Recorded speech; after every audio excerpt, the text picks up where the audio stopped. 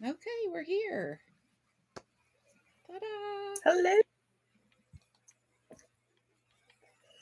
Let me make sure that my stuff is up here and I get your mic on. Magic mic. There we go.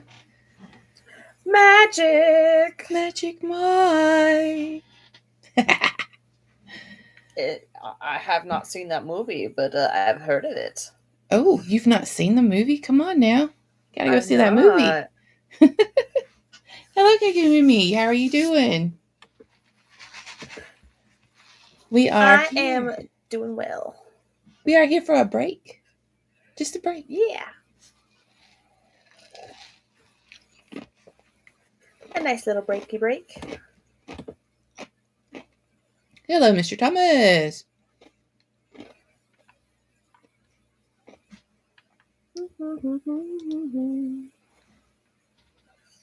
Let me pull everybody's stuff up and make sure that it's working. Yay! There we go.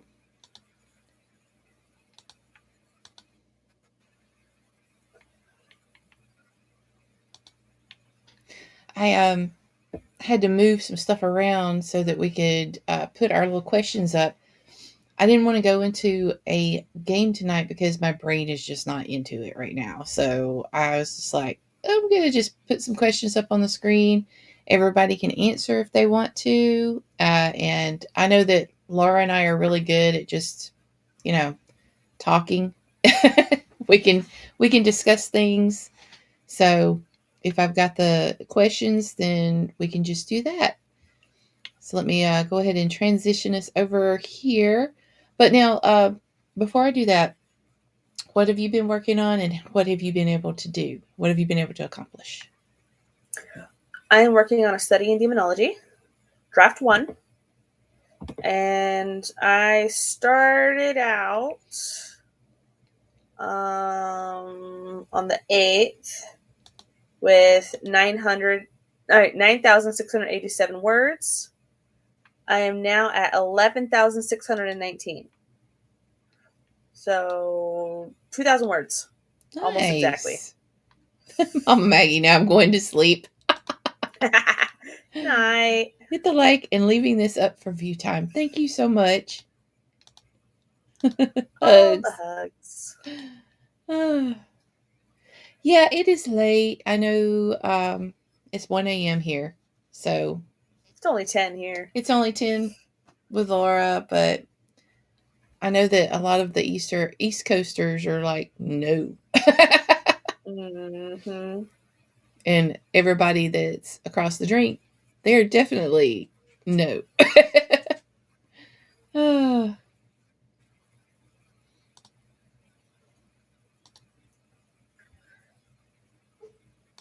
Yeah. I have a dog trying to beg me to get back into the room after she begged me to let her out of said room. So I'm going to have to go let her in. But let me go ahead and pull the questions up.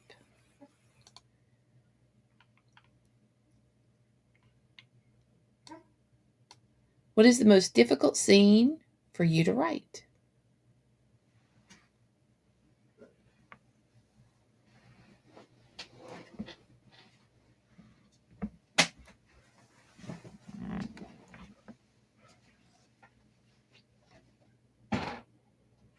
Come on.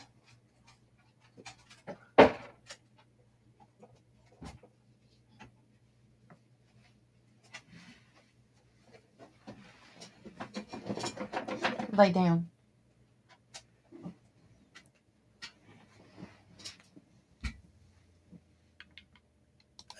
For a short story, but I finally did it. I just bit the bullet and started writing. So probably that one, because that one was stuck for 2 years. Say it again because I missed part of it because of her. I had a flash fiction I was expanding into a short story that had a magic system I had to develop. Oh, yeah, those are tough. I was, whatchamacallit, intimidated and just didn't feel like diving into developing a magic system for a short story. So I put it to the side for 2 years. And then the day I got prescribed my ADHD meds, I took them for the first time, finished the story in a day. That was fortuitous, actually. I know. Oh, I remember Mama Maggie talking to us about this. Cajun's death and wins over Pagosa. It was the death of a pet. Yep. That can be tough. Did you hear me? I have a hate-love relationship with spicy scenes. I've got questions about spicy scenes for everybody. I've written a couple now. They're not so bad. Important ones, so I want to do it right, but sometimes it feels like pulling teeth. Yeah. It's just a little interesting because my point of reference is fan fiction for spicy scenes. I haven't even kissed anybody yet. So it is all just straight up made up. I have no clue. You do a good job. Thanks. Let's see. As long as there's no mention of meat spheres.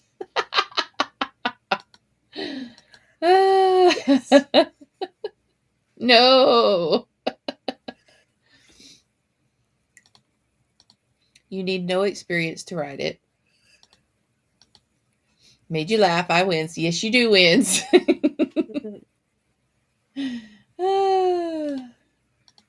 You're selling a dream or fantasy.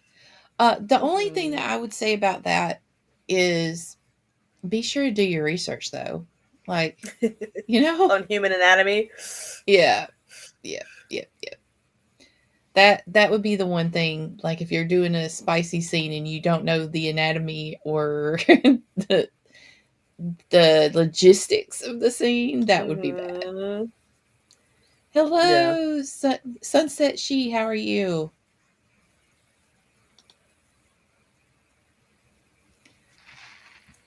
I've got to think about that. What is the most difficult scene for you to write? I mean, the magic stuff, when you aren't into it. Okay. All right. It's not that it was a scene. I don't know if I should, and I'm not going to say who or what company, but when I had to write in someone else's world and I really wasn't into it, and I didn't, some of the stuff I just didn't agree with, because I don't know, and maybe this is part of the reason I don't go into ghostwriting, is because of I studied a lot of stuff. I've been through, I mean, when I was in college, I didn't actually graduate, but I made it to my senior year, and I had accumulated enough for the major in anthropology and history. I also had started off going for a bachelor's so that I could teach in the state that I was in, and I went into English literature too. So I mean, I studied a lot of stuff, and I love mythology, and I love, there are things that I just love that are my passion places, and this gaming company didn't really get it. Didn't really seem to get it. And that was so difficult working for the company. And I wound up actually leaving because I was just like, you guys, no, this isn't what it should be, So I It was the most difficult thing I had to write because I had to write not just like the gaming stuff, but it was an adventure module set, and it was supposed to be in.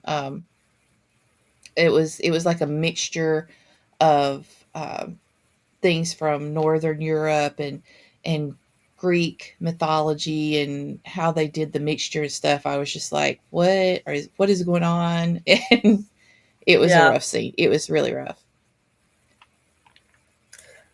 I have ghostwritten YouTube scripts for one of those animation channels. Mm-hmm. No bueno. No. It's those revenge fantasy, like, my sibling was terrible to me, and then I did super awesome, and then they needed help, and I said no, kind of thing.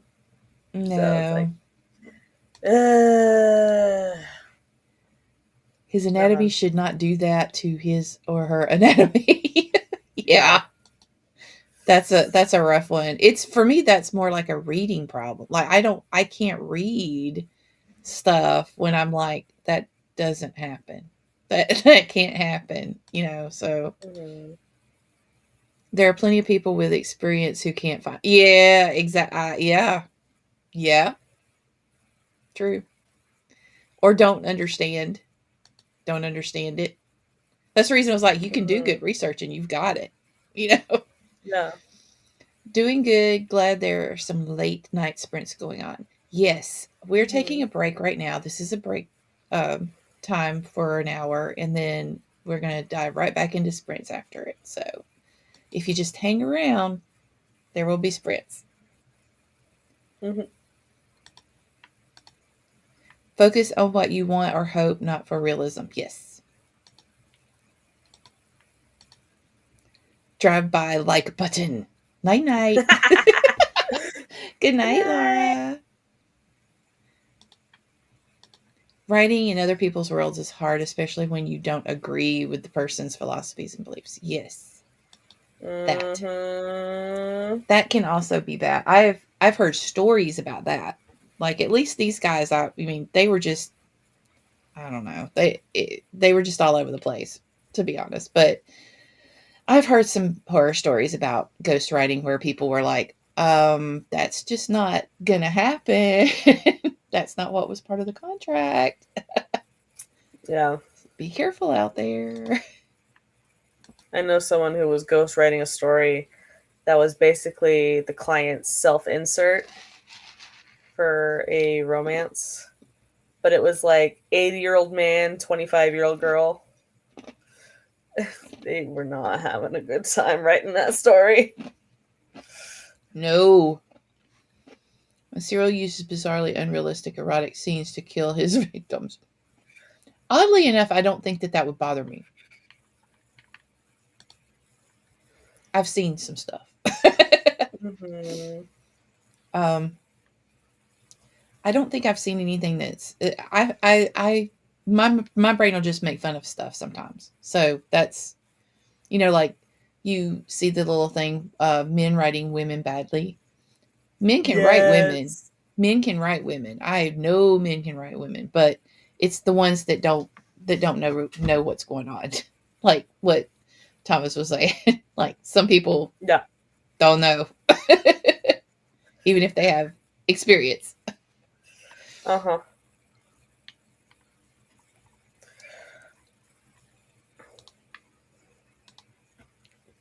Hello, how are you?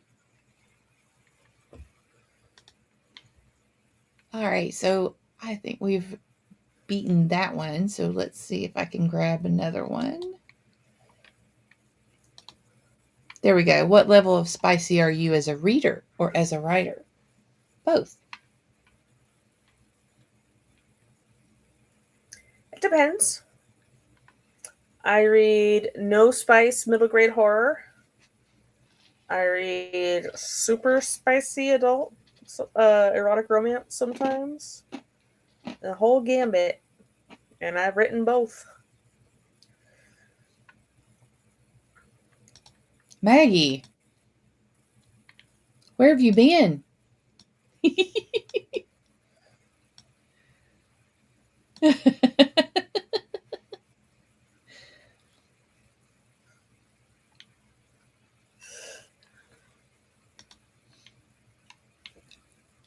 I mean, I've read some dark was it dark erotica. I've read some stuff that's kind of cagey, Um and what I've written though, I don't know, I think that I've gone pretty far in the spice range writing, but I haven't Mm-hmm. published. It's more like it was fan fiction at the time and collaborative writing and writing groups. So Mm-hmm. I don't know.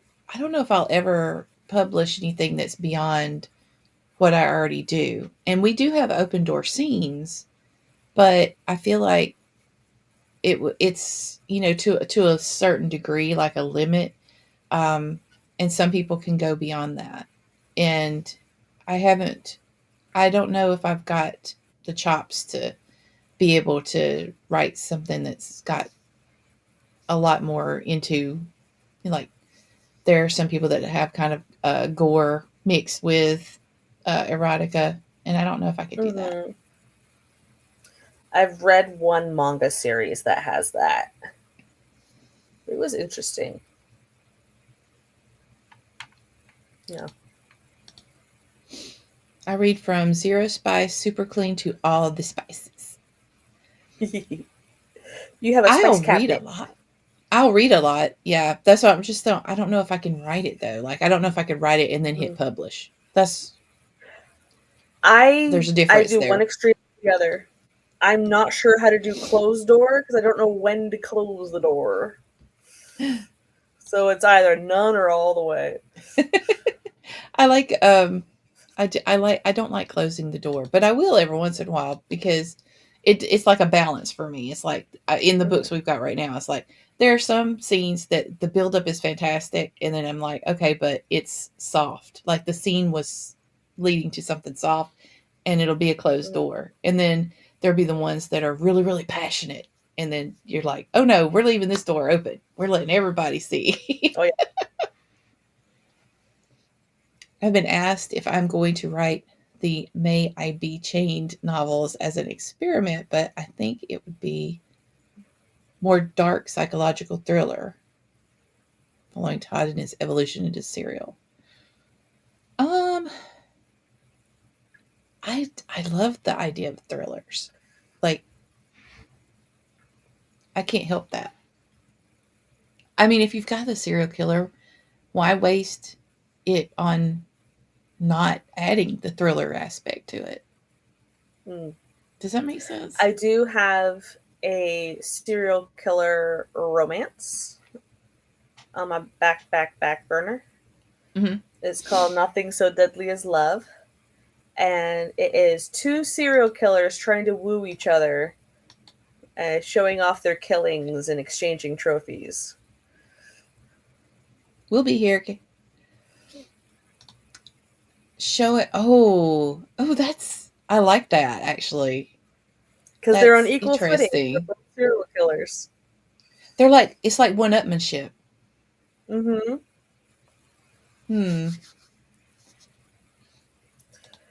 So that one is slightly inspired by the TV show of Hannibal. I have that on my list. You know what got me there though? It was a song that somebody did for it.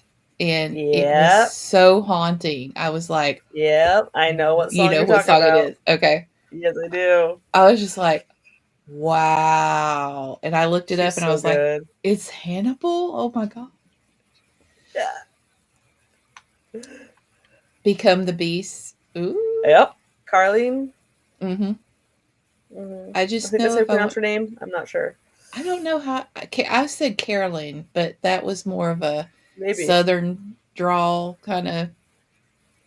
We tend to make things bigger than they are. Let's see. Here's my playlist. I just know if I want to share my mental space with that level of psychopathy, because Oh. he's addicted to acting out those scenes and enacting them with his victims. That's oh wow. Okay, so that was one of my favorite CSI episodes actually. Um, there was a dude that he would dress his victims up as dolls in this particular episode, Mm-hmm. and I thought that was fascinating. I'm one of those people that likes to watch 48 Hours, and I used to collect CSI stuff. So I watched a lot of Criminal Minds. Criminal Minds is good. You know, I never watched the last season. My brain was just like, nah, you're not watching the last season. I guess I I haven't should. finished Criminal Minds, but I've seen quite a bit of it. Hannibal's such a good show. I've heard, that's why I was like, it's on my list of shows that I need to watch. I have it on Blu-ray, all 3 seasons. The actor.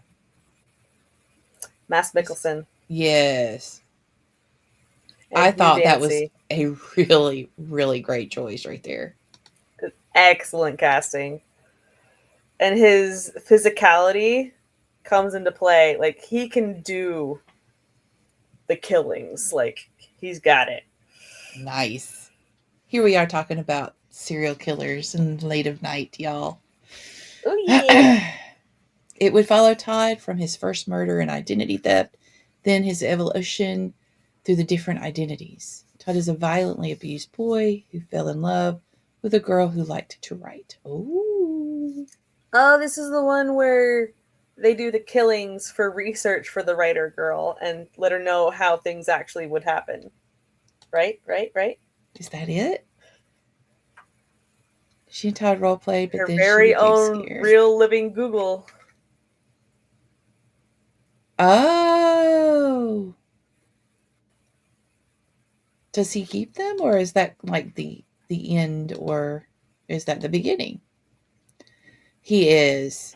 I love him as an actor. Mm-hmm.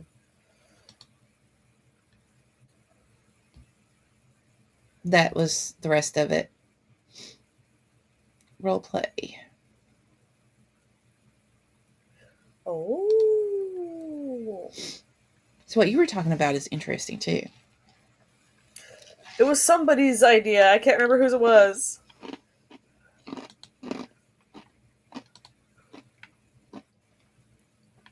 I think I already did that. Yeah. What kind of relationships in a book are your favorites? So when I come up with a story seed of an idea, sometimes I will decide what kind of relationship I want to highlight, whether it's siblings or lovers or whatever. Some of my favorite dynamics are brothers. So Full Metal Alchemist, Loki, Thor, just siblings I love. But I don't know. Yeah. He collects the scenes as his trophies. The victims are nothing more than props. That's a different play. Mm-hmm. That one wasn't my idea. Okay. Okay. It was a good idea, but I don't know. We don't know who did that. Okay. With somebody's. I like writing found families. I do like that. I did write a spicy scene between an elf MC who is escaping abuse and his human lover from 55 years before. And yes, she's 75 now. Go girl. I love it. Those are some of, for me, those have been some of the more tragic relationships that I've written, have been where you have a supernatural lover with somebody that does not want to be turned or doesn't want to be, or can't be. They're human, period. And whatever the universe is that I'm writing them in, they that's it. You don't get to change who you are. Mm-hmm. So I think that the relationships, as far as romantic relationships, that I love most has been what they call polycule now. Mm-hmm. I love writing the dynamics that go on within those kind of relationships because they're usually not cut and dry, and it's Mm-hmm. not everything's perfect all the time. You've got push and pull between the various people. They've got to learn how to communicate with each other. They've got to figure out who needs what. So for me it's a puzzle, and there are specific roles to be played within it. So yeah, I like that kind of a relationship as far as romantic relationship to write. I've got several Yeah. right now that I write. And then I also love not not blood brothers, but brothers that find each other, or sisters that find each other. So it Mm-hmm. plays on the found family trope, but at the same time, it's more of a brotherly bond or a sisterly bond. I Mm-hmm. like that too. I think the romantic relationships that I've been reading that I enjoy are 3 or 4 people in the couple. Hmm. Yeah, 3 and 4 seem to be my favorite little comfort zone.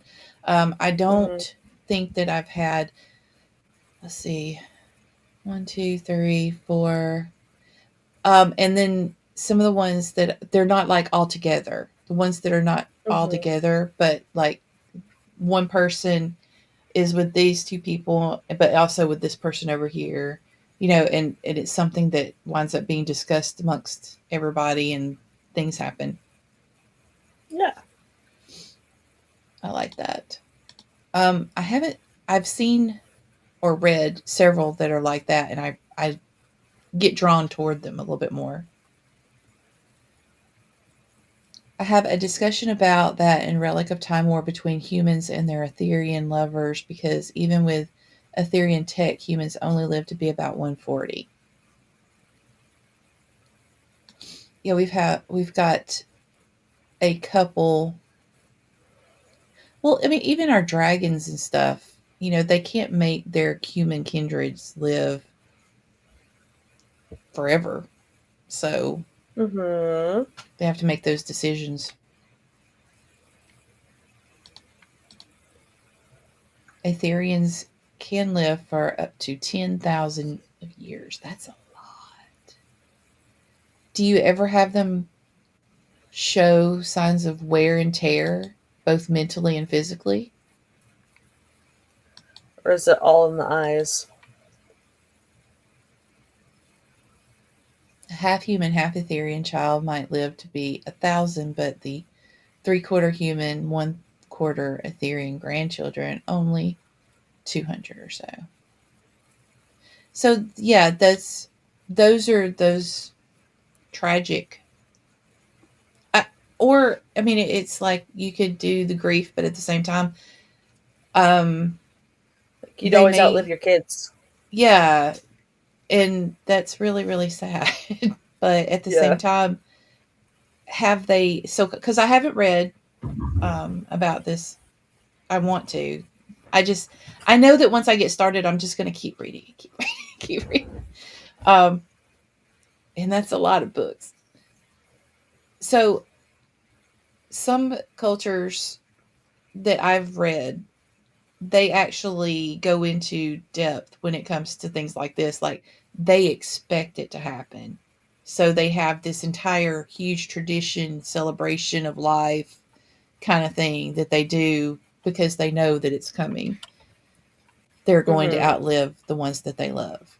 So I was just wondering if that's something that you guys have seen or have would do. Having all your children outlive all the grandkids and great grandkids is heartbreaking. Yeah. I don't think there's any way, like, you can. put some sort of tradition around it all you want, it's still going to be heartbreaking. Mm-hmm. Something I go over in Dr. Starlight from the immortal point of view. Yeah.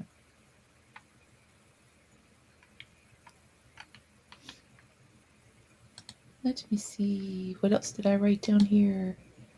What genres do you like to see mashed together most?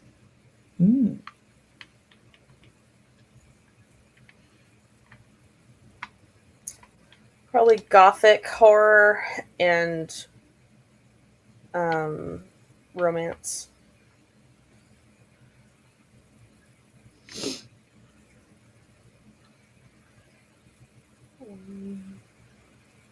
I do want to write a paranormal cozy eventually. Horror westerns, I think, could work well. I don't think I've actually read any. I've never read any, I don't think.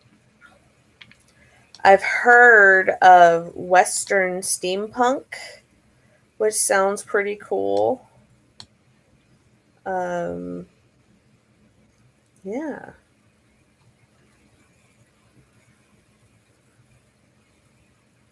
Okay.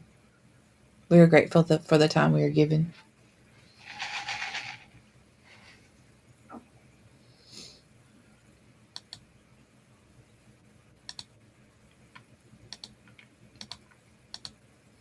I like sci fantasy the best. Mm-hmm. I would like to see more horror fantasy, like actual horror in a fantasy setting, not just something big and scary. That sounds good. It's like I worked on the show Carnival Row. It was interesting because it's like a murder mystery detective show, but in a fantasy world. Mm-hmm. Like alt Earth, so it's fantasy creatures being segregated in a slum, basically, that the humans are running. So, Orlando Bloom. mm-hmm. I got to stare at his face every day for a while. Nothing wrong with that. I don't know. I read a book called Nevada Noir, which was Western horror, but it wasn't really my thing. I think my dad kind of got me to where the point that I just don't like Westerns. I'm amazed that I like Firefly. I think it was more the writing and the characters. But the Hubs has talked me into helping him write some stuff for a similar situation. So Yeah. we'll see. We'll see. Now I watch Logan again. I don't know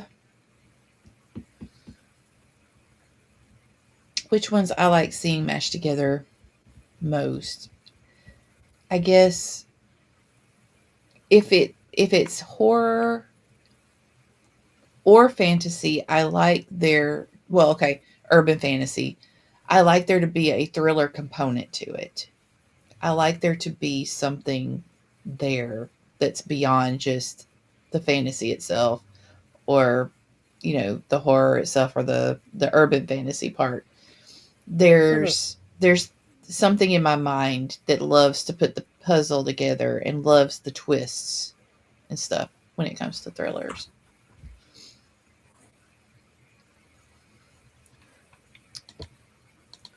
Sci-fi, Western, or fantasy Western. Mm-hmm.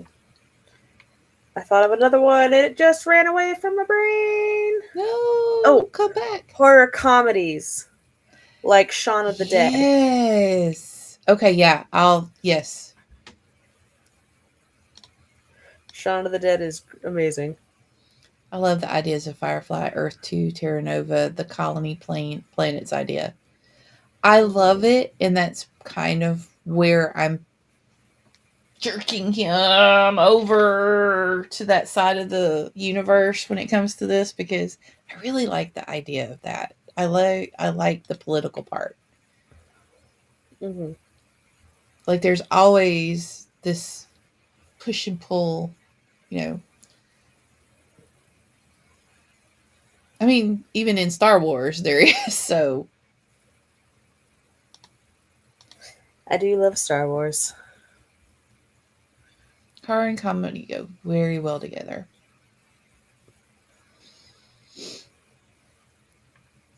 I also like it when they make fun of themselves.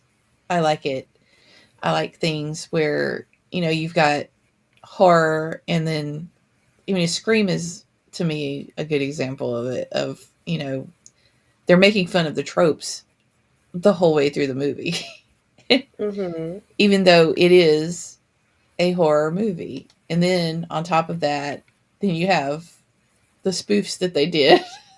So, scary movie and everything.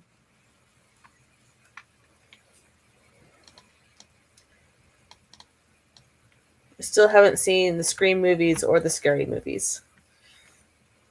They're fun. Scream, I'll say the original Scream. I'm not really sure I would go so far as, once you start getting into sequel after sequel after sequel, you're like, okay, y'all need to calm down.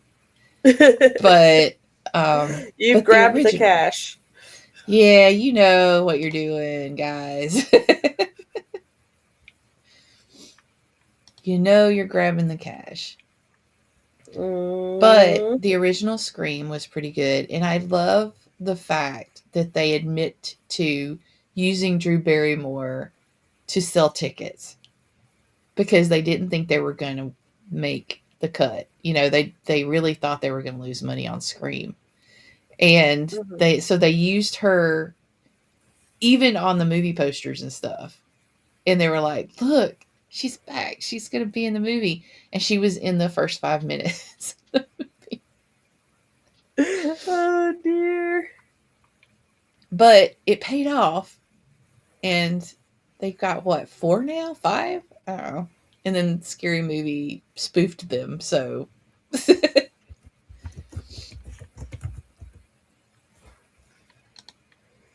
Oh, you haven't seen them either? I don't want to go too far into it because I don't want y'all to... There are 7 Scream movies. 7? Look, I don't think that there should have been more than Scream 7 comes out this year. They're all at the nursing home.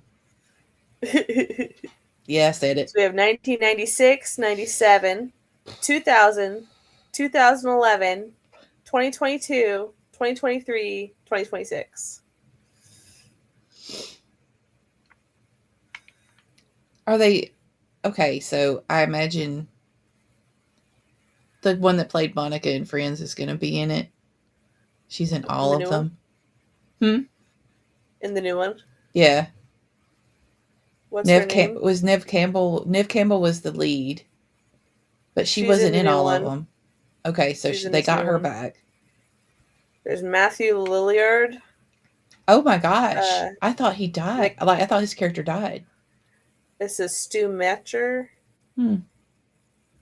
McKenna Grace, Isabella May, David Arquette. He's an original. Gooding, Asa German, Courtney Cox. Courtney Cox is the reporter that was in all of them. Yeah, she's Gail Weathers. Here we go. Matthew Lillard is really good. They're redoing 13 Ghosts. I didn't know that was possible. Uh-oh. Oh, no. There. Welcome back. Yeah. My camera just goes out every once in a while. It's like, nah, I'm leaving. Bye. Luckily, it was just a camera, though. Yeah. Yeah. So he was in 13 Ghosts. Yeah.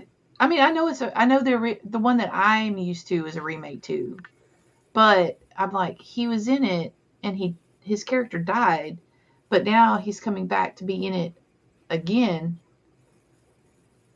with somebody else that's famous. Let me see.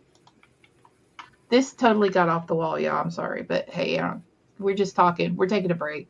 It's fine. Yeah. What was her name? The new one.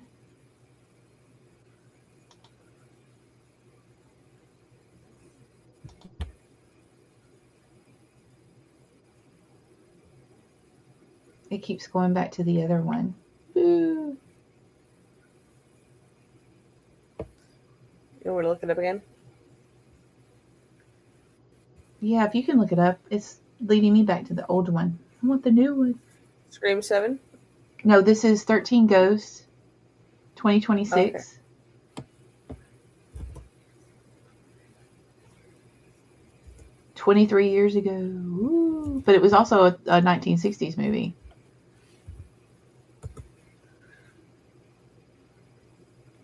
It's going to be a 13-episode anthology series for Paramount Plus.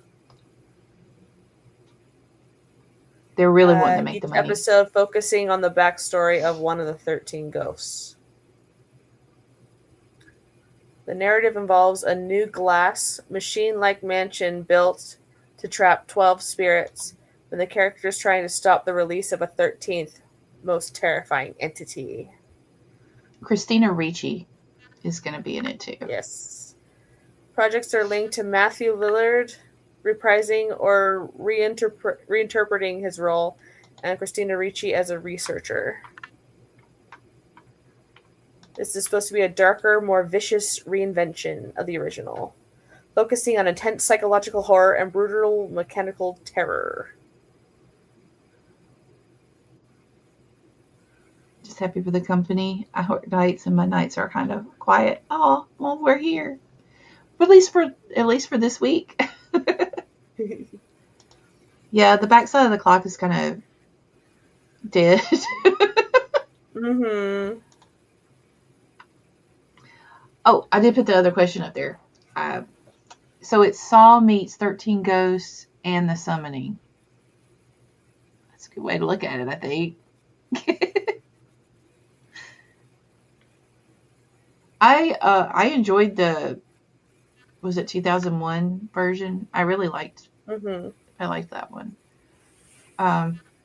It was just enough. It was just the amount of gory mixed with, things like you want some people. You're just like, okay, the girl taking the bath in this crazy place, and I'm just looking at that going, yes, please take her out. Just do it. Just do it. Just do it. You never did. You say bath in a horror and immediately think what's it called? Nightmare on Elm Street. Yeah. The hand coming out of the bubbles. There are things that you should see, and this is why I like that movie. Why I like Scream, because there's a character in it that's constantly telling people, you should never do that if it's a scary movie. Don't do it. Mm-hmm. And he's got rules that he's written, and that I just keep going back to that. I'm like, why would you run toward the crazy house? Why? Why would you do this? Like, so if you you've get got a book deal choices, when you survive. When you've got choices. Yeah, the book deal is there. All right, so my question next was, do you use parallels to the real world in your creative writing? Yes. I have one short story that's based off of my own psychoses, which was interesting to explore. Basically, it was what might have happened if I didn't get medication. Oh. So that was intriguing. It was kind of research, too, for you. Well, I took a cosmic horror by the end. So, because that's my jam. Um, my dark academia is historical, so I'm doing a lot of research on toilets and showers and You what said that roads the were other built in night, and this I town. immediately wanted to know what is the kind of toilet that would be around, and what So year? this is 1861 in Whitby, England.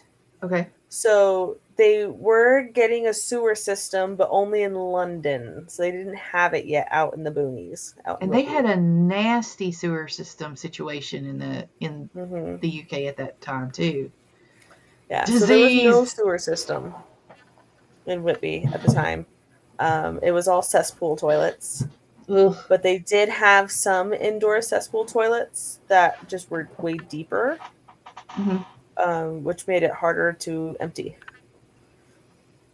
But they did have standing showers where you fill the container that's up on 5 poles with water, and Okay. then it'll pour down on you and collect in the basin at the bottom and then cycle back up.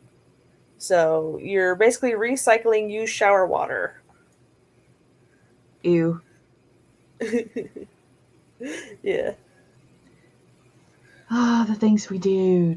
We do them. We do them. Mm-hmm. There Um. later on there were needle showers, which was basically just the the poles that lead up to the top down, but there were also jets that were supposed to massage your organs as they spray out as shower water towards your abdominals. Oh wow. I do the I very did some weird last book. research. I bet. That's why I was like, I was like, oh, I wonder, because Mm-hmm. okay, so Cineas and Sebastian were in Paris around the 1830s, and then Mm-hmm. moved to the United States of America Mm-hmm. later. And so before the Civil War, and I was looking stuff up left and right trying to figure out what things looked like, how the houses were built, what they would, because I'm used to the plantation look, but that's at the time would have still been like they were in a they were in this weird movement from colonial to that, because it was still that style. So I was just like, oh yeah, you got to make sure that both of those styles are mentioned, and it was interesting. I had never considered doing a historic research for any of my books because I always Mm-hmm. used to write my stories in fantasy worlds or in modern day. So it Yeah. was different. I have a parallel Earth for my Crimson Strings world, where there are fantasy creatures living alongside humans. And so it takes place in the 90s. So I was doing research on Russian architecture that was around in the 90s because one of the vampire main characters is Russian. So trying to see when and where and what it looks like and all that stuff. And when the train stations were built, that kind of thing. One of my Cherokee ancestors sent back a letter describing the conditions in London and Paris at the time, and it was nasty. Yes. Oof. I don't go into detail because I don't have to, but they they were in a brothel. They stayed around a brothel. And what was fun to me was the idea that the way I grew up was like that's considered like the worst place, right? Yeah. Conservatism and stuff, but honestly, like that's where you would go that's where they would go to get baths and stuff. They would get they would get treated pretty well compared to other places. Mm-hmm. Um, I was Do kind of you have shocked. soot all over the windows? Yeah, Industrial Revolution. nasty, but Yeah. Don't swim in the Thames.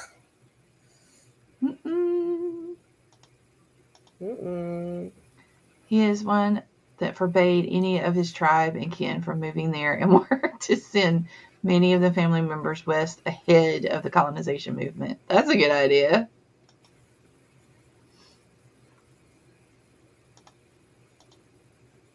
My poor abused elf MC is partially based on my experience escaping an abusive relationship. I have... Oh, hang on. I missed some. Wait. Oh, there's Kay. I think you're about to end, but I'm awake. But at what cost? Oh.